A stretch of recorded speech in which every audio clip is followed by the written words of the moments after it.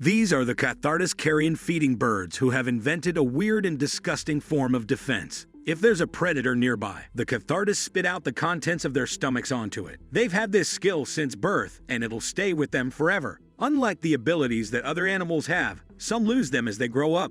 But what are these unique skills, and why only animals' babies have them? Let's figure it out. Just look at this. This duck is literally climbing the wall. That's the craziest thing I've ever seen. What's going on? I double-checked. These are really ducklings, and they do climb a vertical wall because they can. Turns out this happens quite often if you're a duck. Not sure that nature designed ducklings to be climbers, but it happened anyway. It's all about the structure of their bodies. See for yourself. Little ducklings weigh from 1 to 1.5 ounces. That is just a little. They have tiny, but very tenacious claws on their feet. Yes, a cute, fluffy duckling can really scratch you till you bleed. Though most often these claws are used for climbing like special equipment for climbers. The duckling center of gravity is positioned in such a way they can crawl up on a vertical wall unless it's perfectly smooth. That is, the duckling probably can't climb a column made out of a solid piece of marble, but it can definitely handle brickwork. For additional support, chicks often press their tails against the wall like woodpecker. The result is, well, you can see for yourself. No need for a spider bite. Remember, with great power comes great responsibility. Okay, this is all very cool, and I'd even let the ducklings join the Avengers team. But why are they climbing walls? Anyway, shouldn't the ducklings, I don't know, splash around in some pond and look cute? That's right, they also follow their mother everywhere, though she is much more adapted to crossing rough terrain. Where she could jump or even fly, the ducklings can only climb. However, studies show that you don't need mother duck to make ducklings climb. Sometimes they're ready to climb the walls if there's a treat waiting for them above. But what about adult ducks? To be honest, I've never seen them climbing the walls.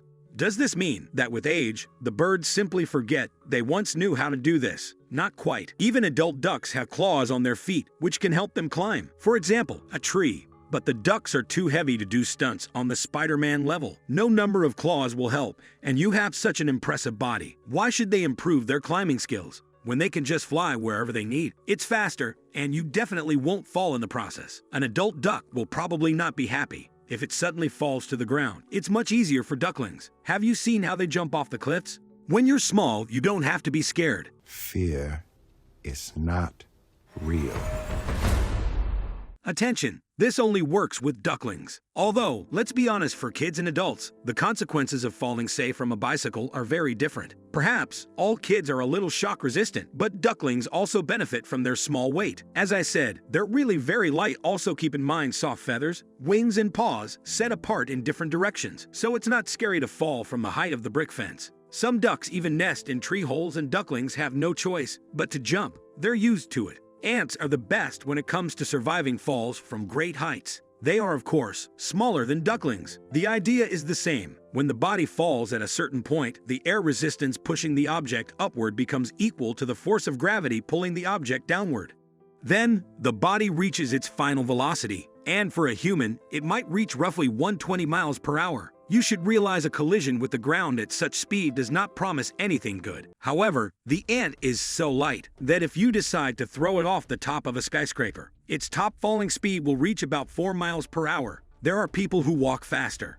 In addition, ants have a durable exoskeleton, so even falling from the Empire State Building won't harm them in any way. The ducklings are not that tough, but they have one more unique ability, which is running on water, not over long distances, of course, and yet it looks impressive. When threatened, the ducklings turn on the super acceleration mode. They cannot fly away anyway, so they run, and they do it 9 times faster than if they were swimming. Adult ducks have the memory of this ability, but they only use it to take off. And now, the really important question.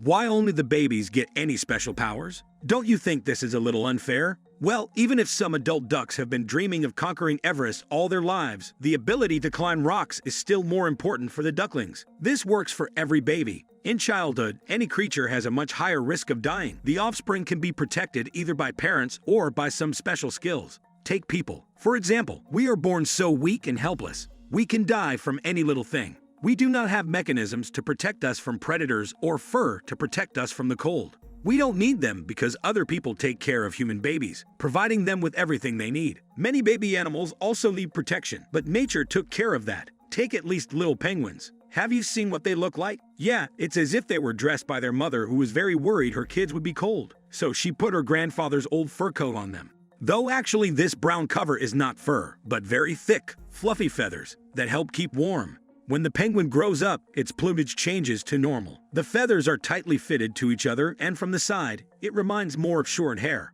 But until that happened, yes, we all remember what happens when you can't change your parents' mind.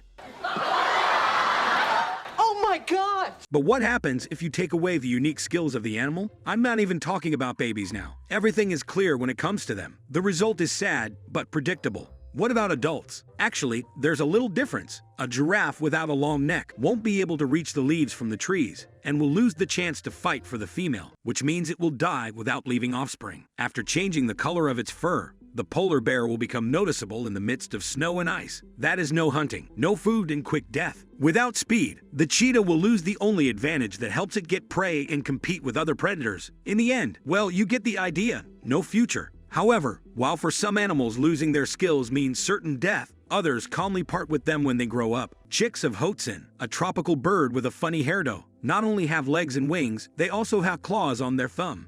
Yes, something like an inheritance from a great-great-grandmother who lived in the days of different pterodactyls. Since Hoatzin chicks cannot fly, but swim well, they jump out of the nest onto the water at the slightest hint of danger. Generally, a solid plan, unless you're hunted by a crocodile. When the danger is gone, the chicks need to return to the nest before the mother notices they are wandering around unattended. The claws come in handy here. The Hoatzins cling to a tree and climb to the desired height. But as soon as the bird grows up, the claws disappear. Probably not to interfere with the flight. And while we're on the subject of wings, let's take a look at the chickens. Everyone knows that flying is not their strong suit, but it was not always this way. The red jungle fowl, the species from which the domesticated chickens descended about 8,000 years ago, flies excellently over short distances. Not quite like the eagle, but the result is still good. So why did domestic chickens lose this really useful ability? People are to blame for this. We've bred chickens for so long, their flying muscles became too large and their body mass too heavy. Well, you know, humanity had clear gastronomic goals in mind. As a result, in order to take off, modern domestic chicken needs larger wings and evolution is powerless here. But chickens have another ability that people did not take away. The chickens themselves simply do not know about it. Chickens can swim. Yes, if you watch my previous video, you must remember that almost all animals on the planet have this skill, but only chickens are so shocked by this. What's going on? Am I in the suit? It is heaven? What? And yet, chickens can swim. They just prefer not to. You can understand them. They have no membranes on their feet to paddle properly. No water repellent, feathers, and even their body is surprisingly weak. If a chicken spends enough time in the water to get all of its feathers wet, it'll drown, not being able to withstand its own weight. Well, if this does not happen, it can get pneumonia from hypothermia and also die. Yes, my friends, these are the descendants of dinosaurs. See you later.